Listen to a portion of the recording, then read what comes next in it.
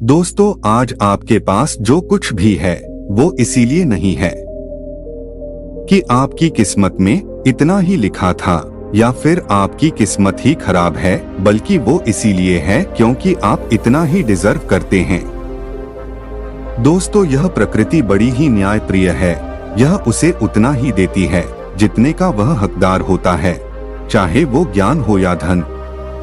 अभी आपके पास उतना ही है जितने की आप हकदार है, लेकिन अगर आपको इससे भी ज्यादा चाहिए तो आपको उसके काबिल बनना होगा।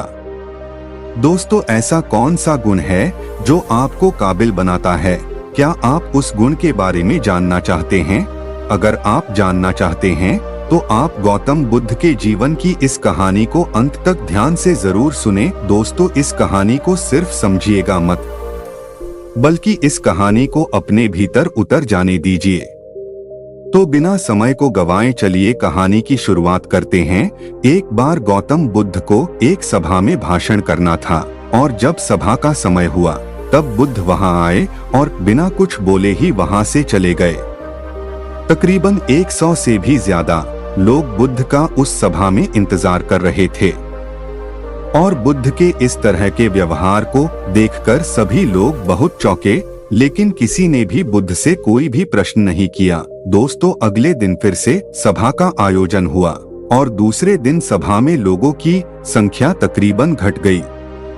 इस बार तकरीबन 80 लोग सभा में बैठे हुए थे। बुद्ध सभा में आए, लेकिन इस बार भी बुद्ध ने वही किया, यानी बुद्ध इस बार भी आए और बिना कुछ बोले ही वहां से चले गए। लोग दोबारा से चौंके, लेकिन किसी ने भी बुद्ध से कोई प्रश्न नहीं किया। अगले दिन सभा का आयोजन फिर से किया, लेकिन इस बार सभा में लोगों की संख्या और घट गई। इस बार सभा में केवल 50 लोग ही आए हुए थे। बुद्ध सभा में फिर से आए और उन्होंने इधर उधर देखा और बिना कुछ बोले ही सभा से चले गए। उसके बाद कुछ लोग क्रोधित भी हुए, क्योंकि लोगों ने अपना काम छोड़कर आए हुए थे, लेकिन किसी ने भी बुद्ध से कोई प्रश्न नहीं किया। अगले दिन सभा का आयोजन फिर से किया। अगले दिन फिर से सभा का आयोजन हुआ। दोस्तों, आप लोग जो इस कहानी को सुन रहे हैं, आप में से भी कुछ लोग मन ही मन यह कह रहे होंगे कि अरे कितनी बार सभा का आयोजन होगा। और आप लोगों को भी इस कहानी को सुनते वक्त इरिटेशन होना शुरू हुआ होगा, और जिन जिन लोगों को भी अभी इरिटेशन होनी शुरू हो गई है, उन लोगों को तो यह कहानी बड़े ध्यान से पढ़कर समझना चाहिए, क्योंकि यह कहानी आपके लिए ही है। अगले दिन फिर से सभा का आयोजन हुआ, लेकिन इस बार सभा की संख्या और ज्यादा घट गई थी, यानी इस बार सभा में सिर्फ 30 लोग ही थे। फिर उसके बाद बुद्ध सभा में आए, मुस्कुराए और फिर से बुद्ध ने वही किया, यानी बिना कुछ बोले ही वहां से चले गए।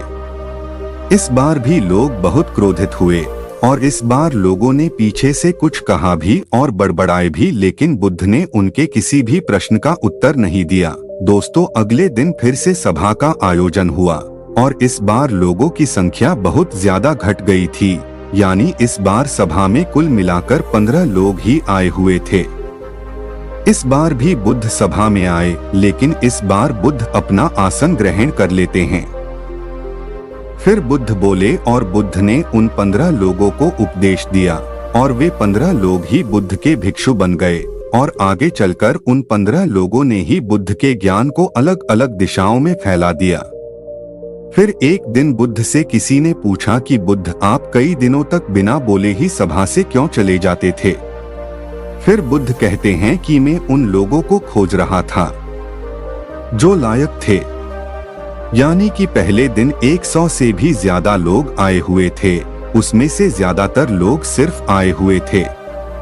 उन्हें मेरे उपदेश से कोई भी मतलब नहीं था, वे बस आ गए थे, और उसमें से ज्यादातर लोग सिर्फ देखने और सुनने आए हुए थे कि सभा में क्या होता है। वे मेरे काम के लोग नहीं थे, क्योंकि वे लोग मेरे ज्ञान को औरों तक नहीं पहुंचा सकते थे। मुझे तो उन लोगों की खोज थी जो मेरे ज्ञान को जन जन तक पहुंचा सके।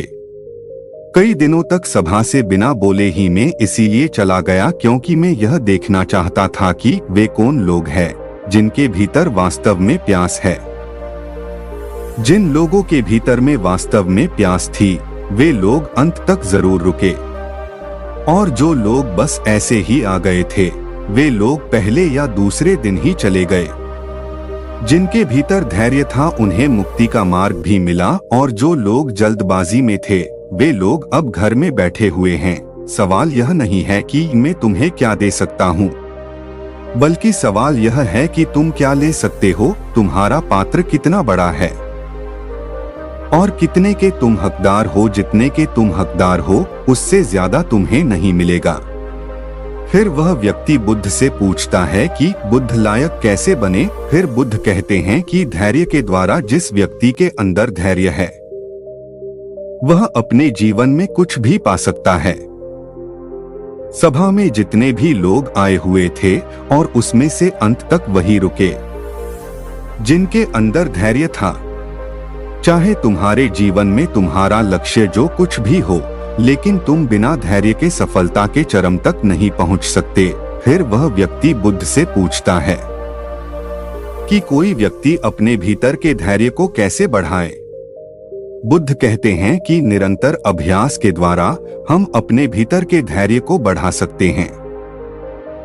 जैसे कोई व्यक्ति जब ध्यान करना शुरू कर देता है तो उसका मन उसके सामने कई सारे अड़चने लाता है, लेकिन उसका धैर्य उसे एक दिन उसके लक्ष्य तक जरूर पहुंचा देता है।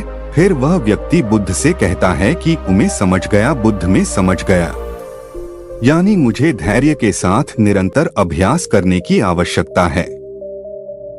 दोस्तों, अब आपको समझ आ गया कि आपके पास वो क्यों नहीं है जो आप पाना चाहते हैं, क्योंकि आप उसके लायक नहीं है। आप लायक तभी बनेंगे जब आप अपने भीतर धैर्य को बढ़ाएंगे। और धैर्य कैसे बढ़ेगा? धैर्य बढ़ेगा निरंतर अभ्यास के द्वारा।